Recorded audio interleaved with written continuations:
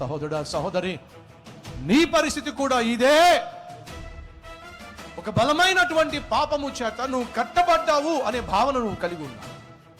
చిన్నప్పటి నుంచి ఆ పాపానికి నువ్వు దాసోహం అయిపోయావు. చిన్నప్పటి నుంచి ఆ పాపానికి నువ్వు బందీ అయిపోయావు.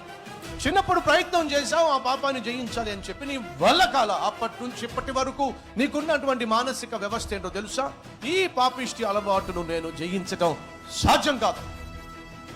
ఈ పాపిష్టి బంధకములో నుండి బయటపడ్డం నా వల్ల కాదు అనే ఒక అభిప్రాయానికి వచ్చేసా. అది వాస్తవం కాదు. ఈ పాపము ఎంత ప్రమాదకరమైనప్పటికీ, ఎంతో కాలంగా నువ్వు పాపం చేస్తున్న వాడివైనప్పటికీ, ఎన్ని పాపముల చేత నువ్వు బంధించబడినటువంటి వాడివైనా, బానిసగా ఉన్నవాడివైనా, నిన్ను విడిపించగలిగిన లోకరక్షకుడు ఉన్నాడు. ఆయన పేరు ప్రభువైన యేసుక్రీస్తు.